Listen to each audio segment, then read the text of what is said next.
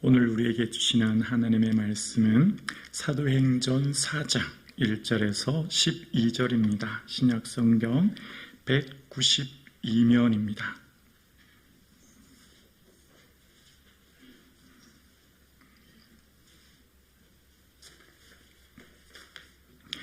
한 절씩 저와 여러분이 교독하시겠습니다. 사도행전 4장 1절에서 12절입니다. 제가 먼저 1절 봉독하겠습니다. 사도들이 백성에게 말할 때에 제사장들과 성전 맡은 자와 사두개인들이 이르러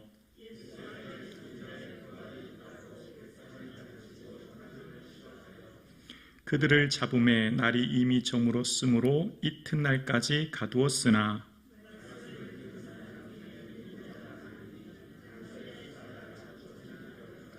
이튿날 관리들과 장로들과 서기관들이 예루살렘에 모였는데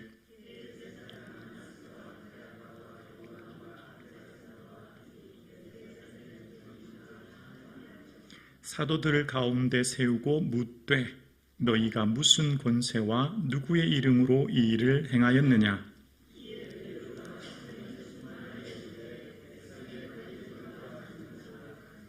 만일 병자에게 행한 착한 일에 대하여 이 사람이 어떻게 구원을 받았느냐고 오늘 우리에게 질문한다면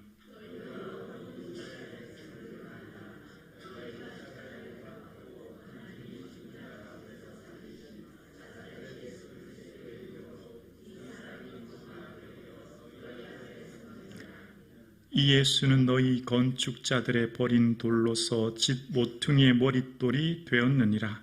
다른 이로서는 구원을 받을 수 없나니 천하 사람 중에 구원을 받을 만한 다른 이름을 우리에게 주신 일이 없음이라 하였더라.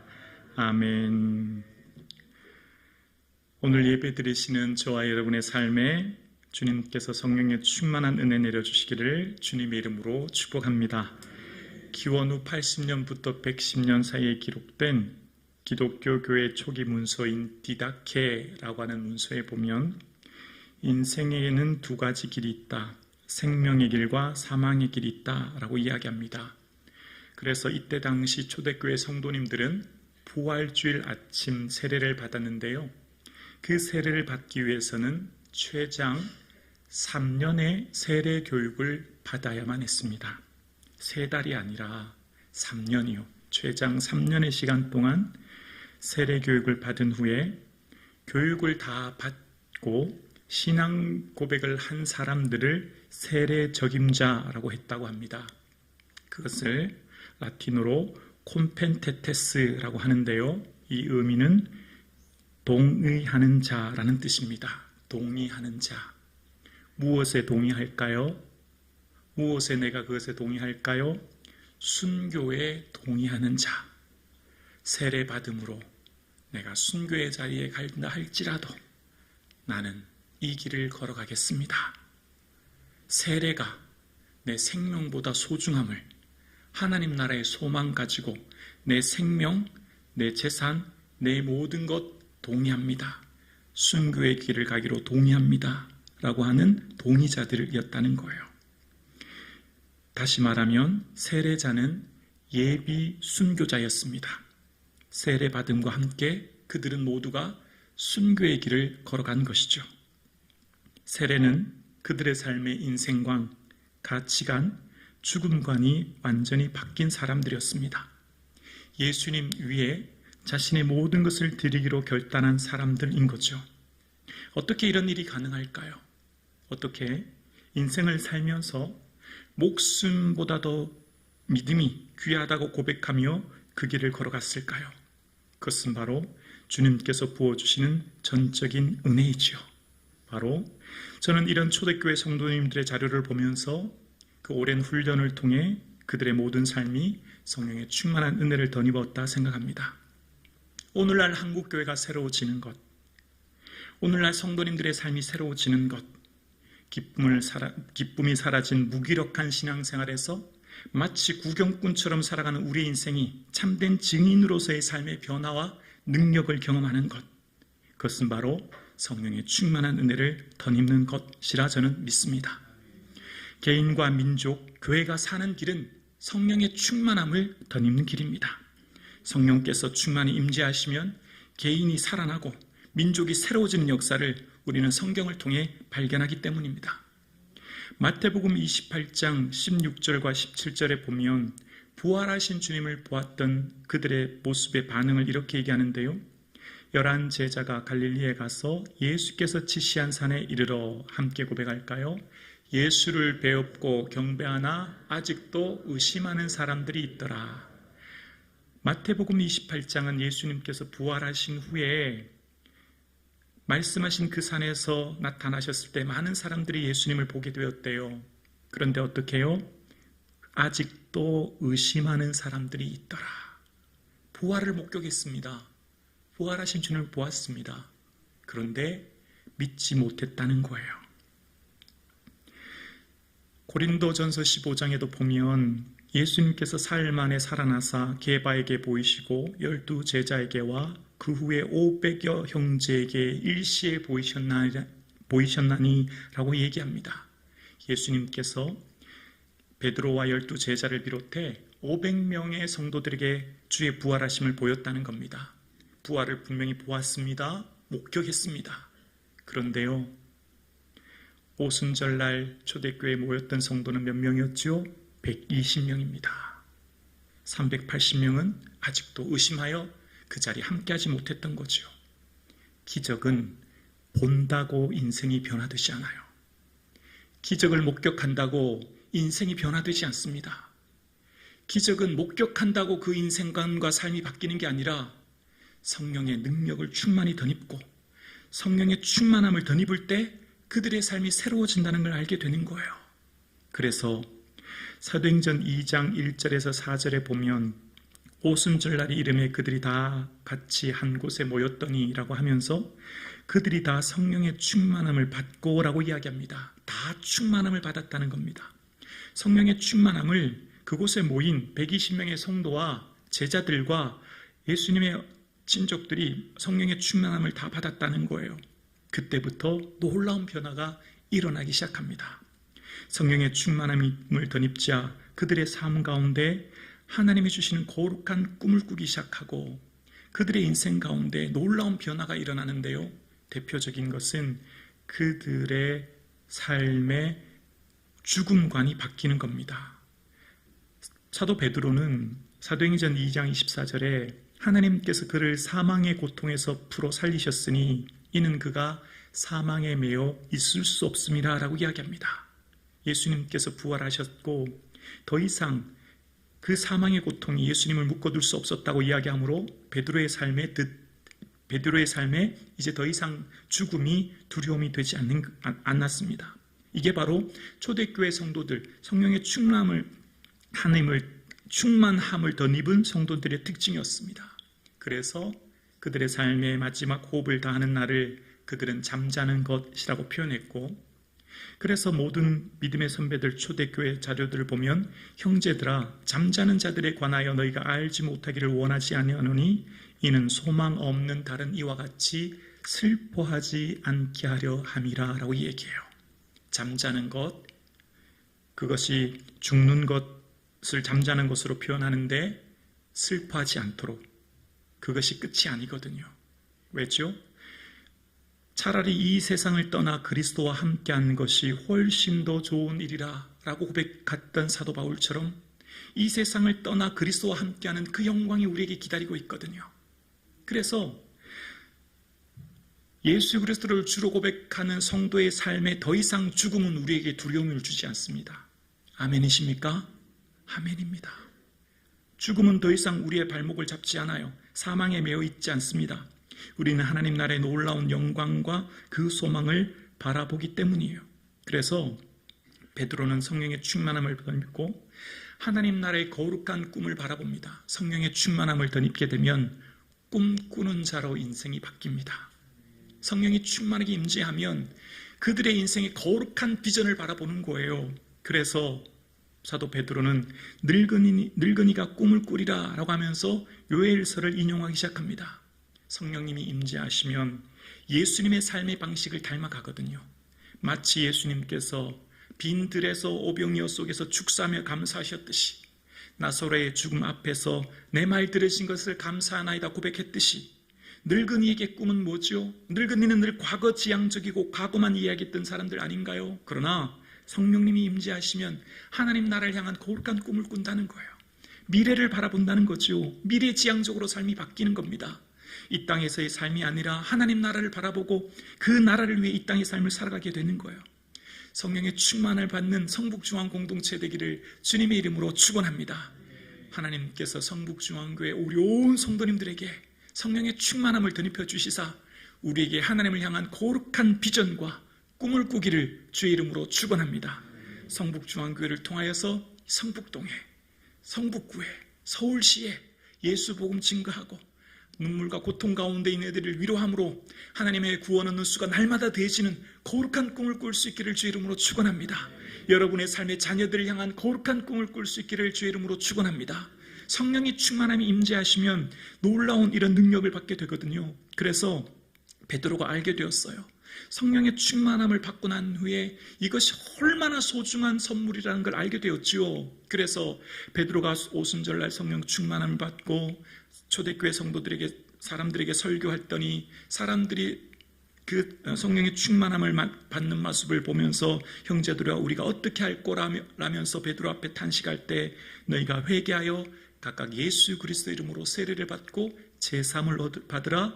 그리하면 성령을 선물로 받으리니. 베드로가 경험했어요.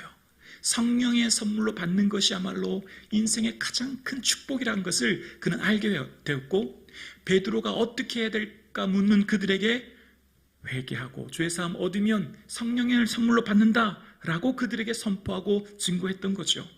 오늘 함께 예배드리시는 사랑하는 성도님, 성령님의 충만한 은혜를 덧입는 저와 여러분 되기를 주의 이름으로 축원합니다. 이 성령의 선물을 받으면 인생이 바뀌는 거예요. 우리의 거룩한 꿈과 비전을 품게 되는 것이죠. 그래서 질문받는 인생이 됩니다. 다시요. 성령의 충만함을 덧입게 되면 사람들로부터 질문받는 인생이 되는 거예요. 오늘 본문에 7절에 보면 사도들을 가운데 세우고 묻되, 보이십니까? 묻되, 지금 대제사장 안나스와 가야바와 그 사람들이 묻는 거죠. 너희가 무슨 건세와 누구의 이름으로 이 일을 행했느냐. 지금 이 얘기가 어떤 얘기죠?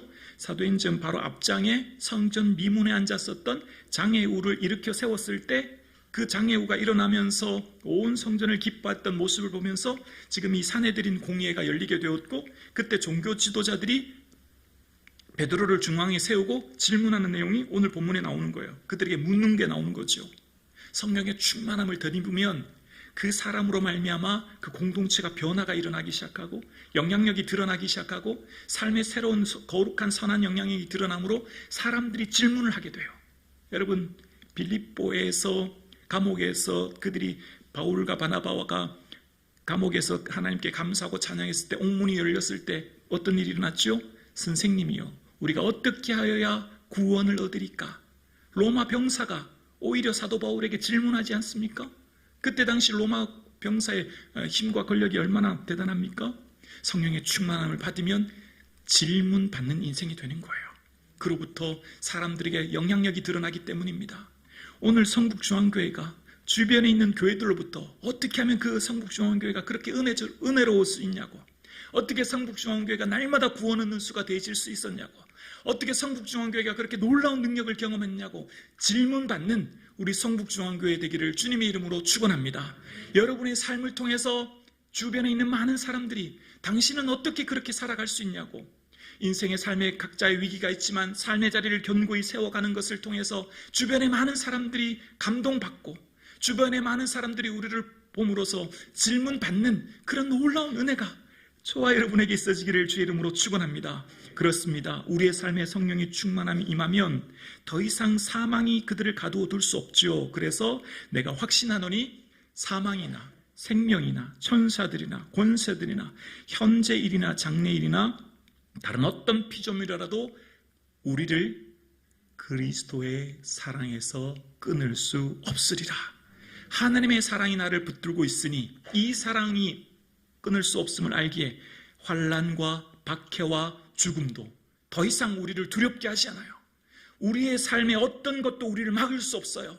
우리의 삶의 어떤 것도 하나님 나라와 그 영광 위에 걸어가는데 장애물이 되지 않아요. 성령의 충만함을 덧입었을 때 그들의 삶의 비전이 하나님 나라를 향해 날아가기에 하나님의 능력을 덧입게 된 것이죠. 그래서 오늘 본문에 이 사람이 어떻게 구원을 받았느냐고 우리에게 질문한다면 이라고 하면서 베드로가 이야기하면서 12절 우리 함께 고백할까요? 12절입니다. 시작. 다른 이로서는 구원을 받을 수 없나니 천하 사람 중에 구원을 받을 만한 다른 이름을 우리에게 주신 일이 없음이라 하였더라. 아멘. 예수 그리스도의 이름 외에 어떤 곳으로도 구원 얻을 수 없고 예수 그리스도의 이름 외에 어떤 사람의 이름도 대신할 수 없음을 오직 예수로만 구원 얻음을 선포하고 있는 것입니다. 오늘 함께 예배드리는 저와 여러분의 삶에 예수 이름의 권능이 능력이 간증하는 인생 되고 질문받는 인생 되어서 예수 이름을 온 열방에 선포할 수 있는 저와 여러분의 복된 삶 되기를 주님의 이름으로 축원합니다.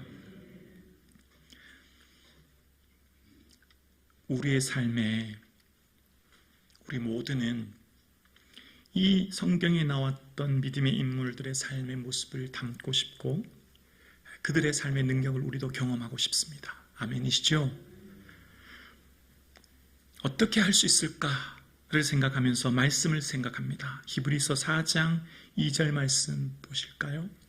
우리 이 말씀은 여러분 성경을 한번 펼쳐보시면 감사하겠습니다. 우리 자막도 있지만 히브리서 4장 2절 넘겨보시면서 좀 밑줄을 그었으면 좋겠는데요. 신약성경 356면입니다.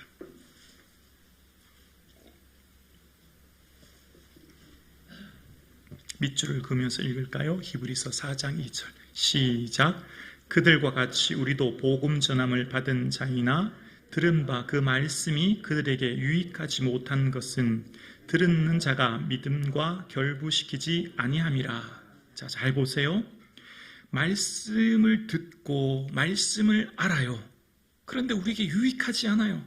말씀이 능력이 되지 않고 말씀이 힘이 되지 않고 말씀이 유익하지 않고 말씀이 권세가 되지 못해요. 왜 그럴까? 왜 말씀을 항상 듣지만 알고 있지만 말씀에 대해서 충분히 깨닫는 우리의 삶에 이것이 우리에게 유익이 되지 못할까? 그 이유가 4장 2절 후반절에 듣는 자가 우리가 믿음과 말씀과 믿음을 결부시키지 않았다는 거예요. 말씀과 믿음 결부시키다는 말은 합치다는 뜻이 합치다, 결합시키다. 말씀과 믿음을 합쳐서 하나 되게 결합시키지 못했다는 거예요. 이 원어의 뜻은 말씀을 수용하여 결합하여 하나로 만들지 못했기 때문이라고 오늘 본문이 얘기하는 거죠. 여러분, 우리에게 능력이 언제 나타날까요? 능력은 하나님의 말씀을 아멘으로 수용하고 받아들이고 순종의 발을 내디딜 때 우리의 삶에 하나님의 능력이 나타나는 것을 우리가 목도하게 될 줄로 믿습니다. 하나님의 성령이 임재하시면 말씀과 믿음이 결합되면 어떤 일이 생길까요? 하나님의 살아계신 말씀과 우리의 믿음이 결합되어서 하나 되면 현재의 고난을 넘어 미래의 소망을 바라봅니다. 현재의 고난을 넘어 미래의 소망을 바라보면 뭐가 생기죠? 기쁨이 생기는 거예요. 현재의 조건과 상황을 보면 낙심하고 불안하고 좌절하지만 말씀에 믿음을 결합시키면 말씀을 나의 말씀으로 아멘하여 수용하고 받아들이면 현재의 조건 보고 낙심하지 않고 미래를 보며 소망함으로 기뻐하게 될 줄로 믿습니다. 마리아에게 천사가 마리아야 무서워하지 말라. 내가 하나님께 은혜를 입었느니라. 마리아가 기대했을 거예요. 놀라운 은혜를 가지고 오는가 보다. 근데 뭐라고 하죠? 보라 내가 잉태하여 아들을 낳을 것인데 예수를 하라. 이게 지금 무슨 말이에요? 나 아직 결혼하기 전 동정녀고 아직 정혼하여 결혼을 앞두고 있는데 아직 처녀인데 뭐라고요? 아들을 임신하게 될 거래요. 이게 은혜라고 얘기하네요. 마리아의 마음이 얼마나 낙심이 됐을까요? 얼마나 힘들었을까요? 내가 정혼한 남편 요셉에게 내가 또 뭐라고 말할 것이며 요셉이 나를 어떻게 바라볼 것인가? 하나님의 말씀이 임했는데 그 말씀이 너무 불안해요. 처녀의 임신은 돌에 맞아 죽을 수 있는 그 위기 상황 아닙니까? 그런데 천사가 다시 말하기를 성령이 내게 임하시고 지극히 높으신 능력이 너를 덮으시리니 이러므로 나실 바 거룩한 이는 하나님의 아들이라 일컬어게 될 거야. 마리아에게 성령의 능력이 덧입게 된다는 겁니다. 그리고 태어나실 분은 하나님의 아들이 될 것이라 라는 얘기를 들어요. 자, 여기서부터 중요합니다. 말씀이 들렸어요. 그런데 내 입장에서 보면 이 말씀은 전혀 복이 될 수 없어요. 내 입장에서 보면 이것은 분명히 희생과 헌신과 수고를 감당해야 돼요. 여러분 잘 생각해 보세요. 지금 여러분에게 하나님이 뭘 요구하고 계세요? 하나님 말씀하고 계세요. 하나님 여러분에게 말씀을 묵상하면서 설교를 들으면서 또한 삶의 순간순간마다 여러분을 두드려요. 너 이거 할 수 있겠니? 우리의 삶에 말씀하세요. 그런데 하나님의 말씀이 내게 수용되기가 너무 어려운 것은 내가 지금 현실적으로 이 말씀을 수용하면 너무 많은 희생, 헌신, 수고가 동반돼요. 마리아처럼 잘못하면 목숨까지도 위험해져요. 그런데 뭐요? 믿음과 말씀이 결합될 때, 결부시킬 때 어떤 일이 일어날까요? 현재의 고난을 보지 않고 미래의 소망을 내다보고 기뻐하게 돼요. 마리아가 뭐라고 하죠? 주의 여종연이 말씀대로 내게 이루어지리다. 나는 이해되지 않고 납득되지 않아. 이 말씀을 순종하면 내가 요셉과 정혼하는 것이 파혼이 될 수도 있고 잘못하면 돌에 맞아 죽을 수도 있지만 주께서 내게 말씀하셨으니 그 말씀하신 것이 내게 은혜라고 말씀하셨으니 말씀대로 내게 이루어지리다. 말씀과 믿음이 결합되고 수용하여 순종할 때 하나님의 은혜가 나타나기 시작합니다. 그래서 누가복음 1장 46절과 47절, 8절 여러분 자막 보시면서 고백할까요? 함께요. 시작.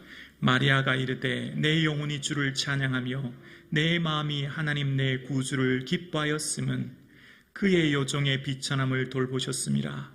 보라 이제 후로는 만세에 나를 복이 있다 일컬으리로다. 아멘.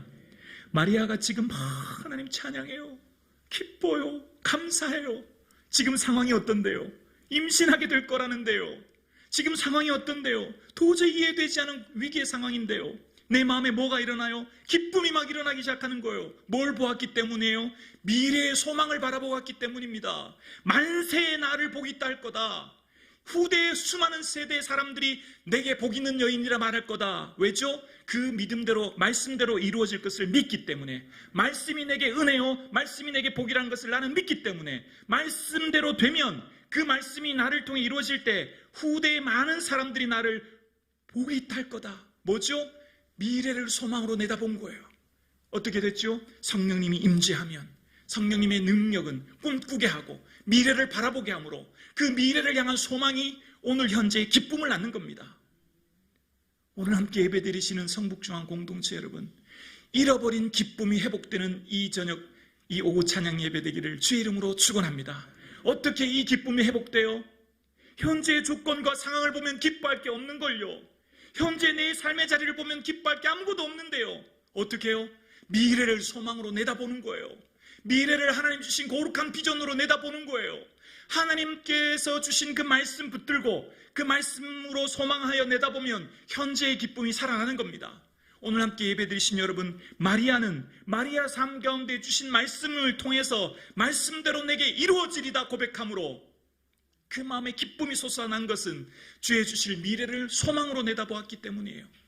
함께 예배드리시는 사랑하는 성북중앙 공동체 여러분, 사랑하는 가족 여러분, 현재를 바라보지 마시고 미래를 소망으로 내다볼 수 있기를 주의 이름으로 축원합니다. 우리의 자녀들을 통해 일하실 하나님을 꿈꾸고, 아멘이십니까? 우리 교회를 통해 앞으로 일하실 하나님의 능력을 바라보고 꿈꾸고 비전으로 소망으로 바라볼 수 있기를 주의 이름으로 축원합니다. 그럴 때 우리의 삶을 통해, 우리 자녀들을 통해, 우리 교회를 통해 하나님이 어떻게 하실 것을 바라보기에 우리 삶 가운데 기쁨이 충만하게 일어나게 되는 거죠. 그래서 어떻게 해요? 하나님의 말씀은 결코 죽은 말씀이 아니라 살아있는 말씀인 줄로 믿습니다. 어떻게 해요? 그 말씀을 내가 아멘하여 순종하여 말씀과 믿음이 결합되어지면 하나님 말씀은 살았고 운동력이 있어 좌우의 날쌘 검보다 예리하여 혼과 영과 및 관절과 골수를 찔러 쪼개어 마음의 생각과 뜻을 분별할 수 있는 힘이 생기는 거죠. 그 말씀을 통해서 내 삶에 닥치는 수많은 일들을 분별할 수 있게 되는 거예요. 선택할 때 가장 중요한 게 뭡니까? 우선순위 결정하는 것 아닙니까? 내 삶에 무엇을 향해 살아야 될지에 대한 삶의 우선순위와 그 분별할 수 있는 힘이 살아있는 말씀으로부터 새어나는 거죠. 어떻게 해요? 그 말씀을 내 것으로 아멘하여 믿을 때 말입니다. 오늘 함께 예배드리신 저와 여러분의 삶에 내 영혼이 살아나고 교회가 새롭게 되는 것은 성령의 충만한 은혜를 덧입는 것인 줄로 믿습니다. 성령의 충만함을 덧입었던 베드로의 삶에 그 말씀의 이사야 선지자의 말씀이 오늘 내게 말씀으로 받아들여져서 700년 전에 했던 그 이사야서의 말씀이 그가 찔림은 우리의 허물, 그가 상함은 우리의 죄악, 그가 징계를 받음으로 우리가 평안을 누리고 그가 채찍에 맞음으로 우리가 나음을 얻었다는 그 말씀은 죽은 말씀, 문서, 책이 아니라 지금 이곳에서 내게 말씀하신 하나님 말씀으로 들렸기에 그가 채찍에 맞음으로 우리가 나음을 입었다. 베드로전서 2장 24절에 고백함으로 그는 안진뱅이를 일으키게 된 거예요. 베드로에게 하신 말씀이 2000년이 지난 지금도 동일합니다. 어제나 오늘이나 영원히 변함없으신 그 하나님이 우리 하나님이에요. 여러분의 삶 가운데 지금 어떤 문제를 만나셨나요? 여러분이 지금 만난 그 환경의 고난과 위기와 문제가 무엇입니까? 어제나 오늘이나 동일하신 하나님 앞에 우리의 삶을 주께 아뢰고 기도할 때 말씀이 능력이 되고 말씀이 힘이 되어 말씀이 우리의 삶에 간증되는 인생 되기를 주의 이름으로 축원합니다. 그렇습니다. 우리의 삶 가운데 하나님의 말씀을 우리의 삶 가운데 순종하여 능력으로 나아갈 때 그 말씀이 우리의 삶의 능력과 권세가 될 줄 우리는 믿습니다.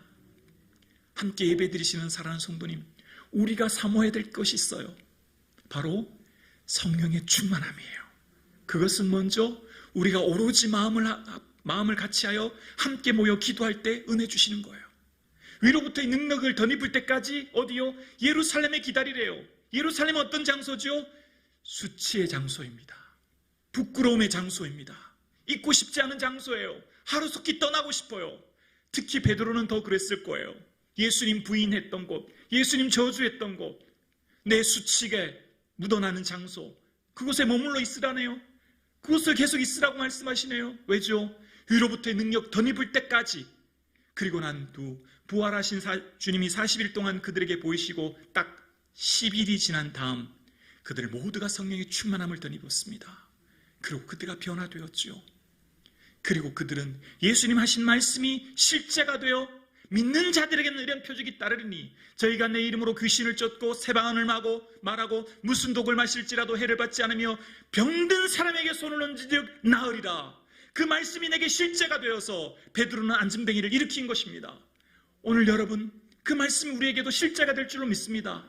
그 말씀대로 믿고 선포하고 그 말씀 붙들고 기도하면 우리 삶에도 치유와 회복과 응답의 역사가 있을 줄로 믿습니다. 그 말씀 의지하여 주의 성전에 엎드려 기도합시다. 그의 말씀 붙들고 주님 앞에 선포하며 나아갑시다. 주의 말씀이 내 말씀 되어져서 더 이상 우리의 삶에 무력한 신앙인이 아니라 말씀의 증인이 되어 세상을 변화시키는 능력의 삶을 살 수 있도록 그 말씀이 나의 말씀 될 수 있도록 우리가 주의 말씀을 사모하여 성령의 충만함을 사모하는 우리 온 성북중앙 공동체 되기를 주의 이름으로 축원합니다.